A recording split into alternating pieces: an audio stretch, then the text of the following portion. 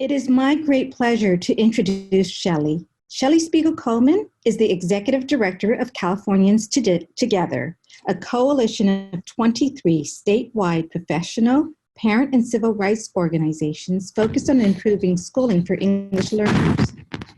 Shelley was the Senior Project Director for the Multilingual Academic Support Unit for the Los Angeles County Office of Education. She also worked as an English language development consultant, coordinator for the Bilingual Teacher Training Program, and Title VII Developmental Two-Way Immersion Director for LACO. She served as a member of the English Learner Advisory Committee to the California State Board of Education. She also served as a member of the Public School Accountability Act Advisory Committee, English Language Development Standards Project, and the California Curriculum and Supplemental Materials Commission. She was a teacher, principal, and district specialist. Shelley received her master's in education with an emphasis in bilingual education from Whittier College, credential from UCLA, and undergraduate work at the California State University at Northridge.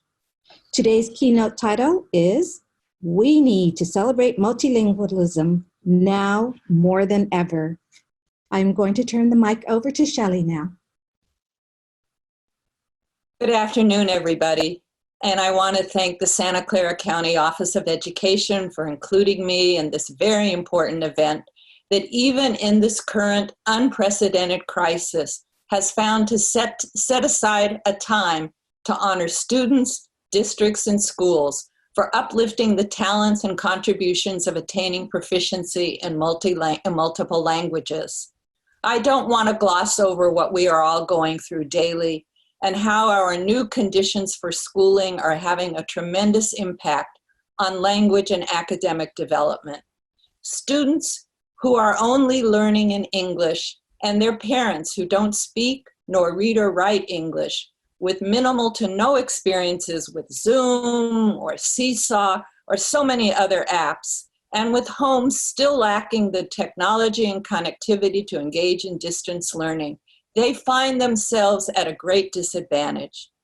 Parents of students who are bilingual in English and in their home language and have access to bilingual websites, apps, and assignments have a much better chance of engaging with their children and supporting their learning. For access and equity, we need multilingualism now more than ever. For those of you who've tried to raise your children bilingually, it is not an easy task, and school has a tremendous influence. I want to start before my formal presentation to tell you two short stories about two different students. Allow me to first talk about my daughter, who is now 33. But as an infant, we raised her speaking Spanish and English.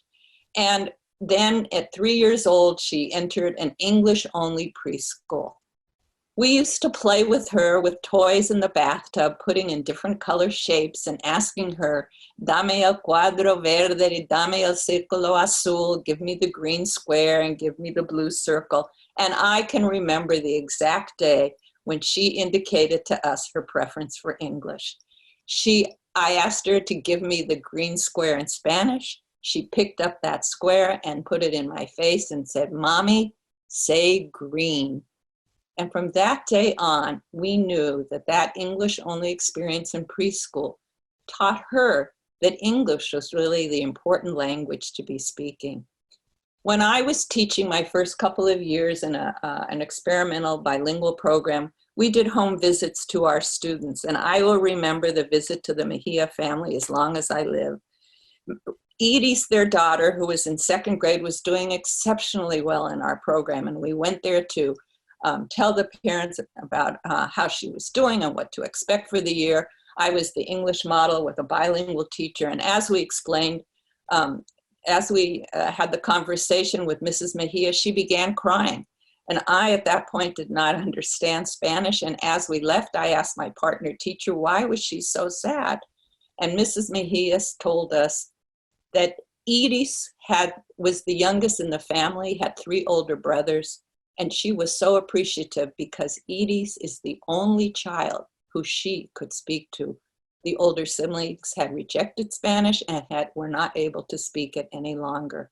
Next slide. Next slide, please. In 2017, the National Academies of Science, Engineering, and Medicine, a prestigious agency who for decades has been doing research on many, many aspects of people's lives around the world, did an important report called Promoting the Educational Success of Children and Youth Learning English.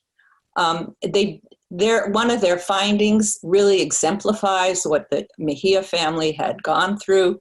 And they said, when dual language learners are exposed to English during the preschool years, they often show a preference for English and a reluctance to continue speaking their first language.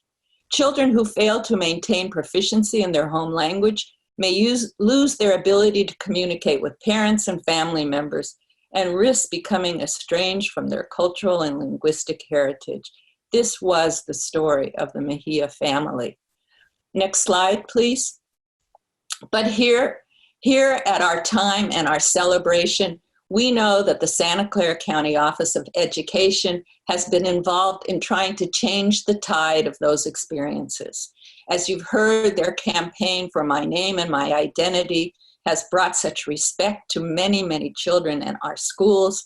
And the State Seal of Biliteracy has really raised the recognition of honoring students who are bilingual and biliterate when they graduate. But even for our youngest preschoolers, the young boy in the picture on the right is at a bilingual preschool, and yearly they hand out ribbons to the students saying, "Yo soy bilingüe," I am bilingual. This little boy received that award about 3 days ago, but his mom puts that ribbon on him for a whole week attending school, knowing how proud she is about her child. Next slide, please. And in California, there has been a wave of support for multilingualism, starting in 2012 when we initiated the State Seal of Biliteracy, and then in 2014, the English Language Arts, English Language Development Framework, promoting and raising up the value of bilingualism and biliteracy. And 2 years later, the incredible support we got from the electorate to pass Proposition 58, encouraging schools and districts to implement multilingual program, and then to reinforce that proposition with new state policy in the form of the English Learner Roadmap 1 year later.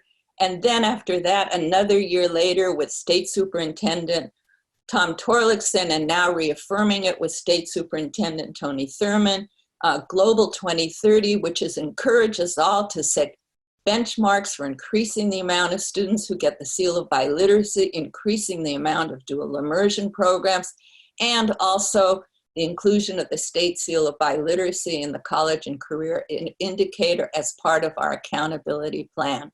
Next slide.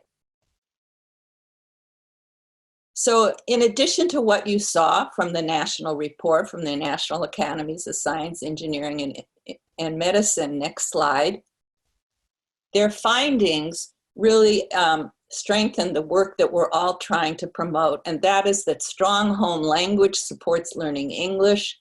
Learning two languages is associated with improvement of cognitive, executive function, and social interactions.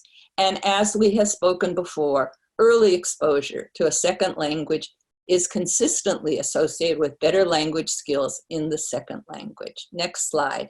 But their recommendations were important. And they talked about, if we're able to do this, we need to invest in an educator workforce.